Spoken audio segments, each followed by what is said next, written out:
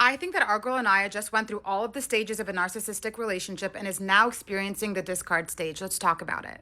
Hi, my name is Stella. I'm a trauma, attachment, and relationship therapist, and I like to talk about all things trauma, attachment, and dating. Let me preface by saying that anything I say in this video cannot act as a formal diagnosis. Everything I say is simply just an assumption from what I've witnessed on TV and or online, because at the end of the day, none of us know these people. I have to preface by saying that. What I say cannot be used as fact. It is not definitive. It is just my opinion. Now let's get into the video. I think that Casey displays narcissistic traits, and let's talk about how and why. For now, we're just going to talk about narcissistic men because we're talking about Casey. Narcissistic men feed their ego. They rely on feeding their ego. They rely on an imbalance of power within a relationship. They want you to feel insecure.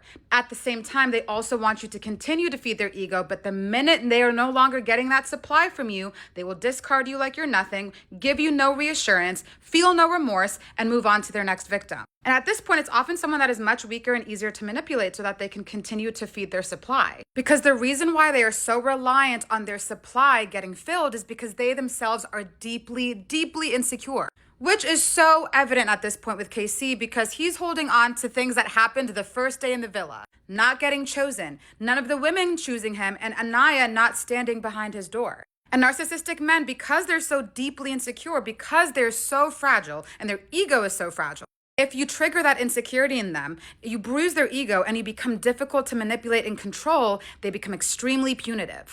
They will try to regain control every way they can. They will try to be punitive and punish you for making them feel insecure and bruising their ego. But when none of these tactics work, now comes the discard stage. They need a new supply. And if you don't believe me, I will pull it up for you and let's go over it together, shall we? So what is the narcissistic discard?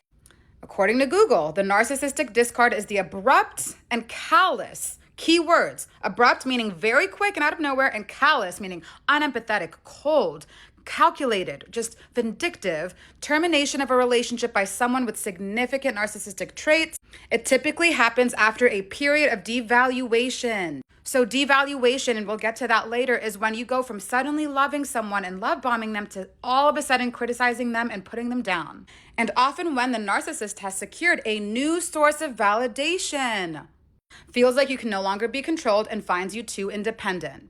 And in this case, I've talked about it in the other video, but Anaya surpasses Casey in every shape, way, or form, whether it comes from her family background, her status, her education level, how she carries herself. She is seen as a threat to him and his own ego. She is very independent, and especially once she knows her self-worth, she's unstoppable, and he saw that. So now let's get into the cycle of a narcissistic relationship. First, we have the idealization stage, the love bombing stage. So this is exactly what Anaya was referring to. He spent weeks in the villa trying to make her feel safe, trying to make her feel secure, which is why she felt so blindsided by his actions. Keep in mind, we're seeing an hour out of 24 hours in the show. And within that hour, we're seeing multiple relationships. So we're only seeing a fraction of what he's actually saying to her in real time. Narcissists are very, very skilled at being very charming. They can make you feel special, make you feel like you're the only girl in the world in this case, and make you feel so secure in the relationship.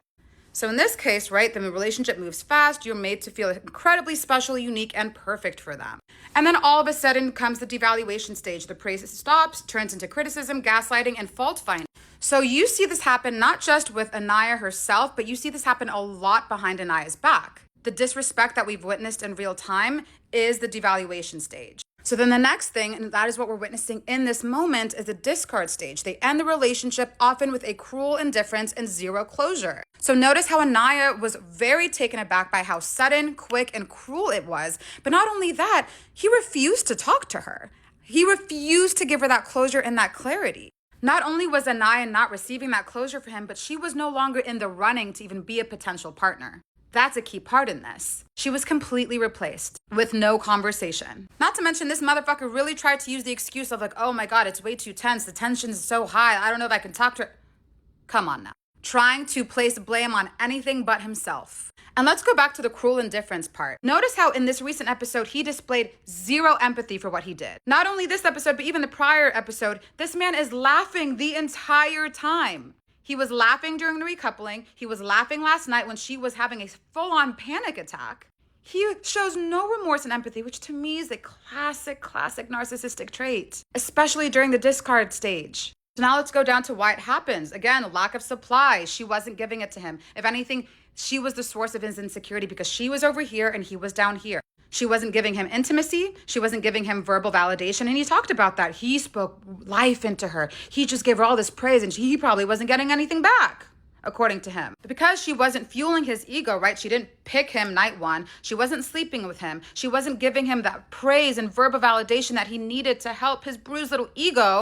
So now he needed a new supply, right? They have already found or lined up a new partner to idolize. Sounds familiar. Again, whenever she sets boundaries, think about the intimacy piece. Or when she said that she wanted him to be really honest and upfront about his intentions because she felt like a safe choice. He didn't like that. So again, she started to set physical boundaries with their intimacy. She started to set verbal and emotional boundaries with how he was operating in the villa with her. And she wanted respect. Another one, he didn't like that.